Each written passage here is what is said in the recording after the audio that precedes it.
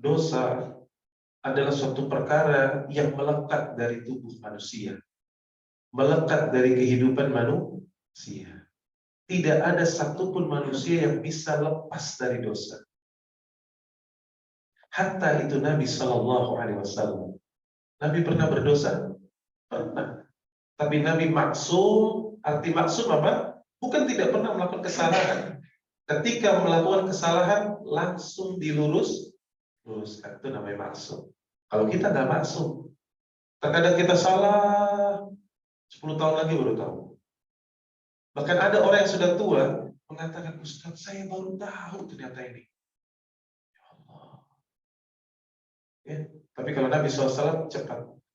Nabi terjerumus kesalahan ketika beliau contohnya mengharamkan madu dalam surah At-Tahrim. Allah tegur langsung. Nabi pernah bermuka masam kepada seorang sahabat. Itu pun karena Nabi ada uzur. Nabi sedang berdakwah kepada para pembesar Quraisy. Tiba-tiba ada orang ngelak. Lalu bertanya kepada Nabi SAW. Nabi merasa tidak nyaman dengan cara seperti itu. Namun Allah tegur. Dosa adalah sesuatu yang melekat. Kullu bani Adam khata'. Kata Nabi SAW, setiap anak Adam itu khata'. Atau tahu arti kata khata' dalam bahasa Arab? Khata' artinya dosa yang diulang,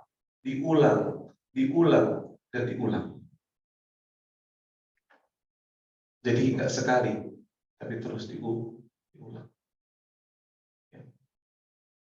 Namun taubat dan istighfarnya seorang mukmin akan mendatangkan kemuliaan. Maka kita perlu mengetahui. Dan taubat akan menghidupkan hati. Ya akhi, kita sudah mempelajari bagaimana keagungan amalan hati. Dan siapa yang ingin menghidupkan hatinya, yakni dengan taubat. Di dalam kitab yang ditulis oleh Al-Imam Ibnu Rajab rahimahullah ta'ala dalam Jami'ul Al-Hikam, ada sebuah kisah dalam kitab tersebut. Kisahnya murid Dhunnun Al-Misri. Ketika dia mencari hatinya, Pak, kata dia, Aina qalbi. Aina qalbi.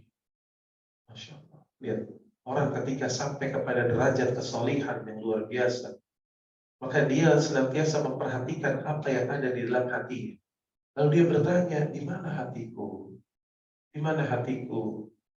Dia merasa gusar. Dia merasa takut ibadahnya ada riya. Dia merasa takut diazab oleh Allah Jalla wa'ala. Dia merasa takut di akhir hidupnya Allah tampakkan siapa sesungguhnya dirinya. Ya akhi, hendaknya seseorang jujur kepada Allah. Intastuqillahi yastuk. Jujurlah engkau kepada Allah, maka Allah akan jujur sama kamu. Dan orang-orang yang gak jujur sama Allah, dia tampak seperti beribadah. Bukankah dalam Riyadhus Shalihin dijelaskan, ada seseorang ya akhi beribadah kepada Allah terus dan terus sampai kata Nabi, hatta jarak dia dengan surga tinggal sejengkal. Tinggal berapa? Sejengkal ya akhi. Lantas apa yang terjadi? Di penghujung akhir hidupnya, dia melakukan amalan penghuni neraka. Akhirnya masuk ke dalam neraka. Para ulama berkomentar, menyebutkan, menyampaikan tentang perkara hadis ini, orang ini nggak jujur sama Allah. Dia bisa jadi selama beribadah ada riya, pengen dilihat manusia, tidak mengharapkan wajah Allah Jalla wa'ala. Maka apa yang terjadi? Allah pertontonkan siapa aslinya dia pada penghujung hidupnya. Ngeri, Pak. Ya.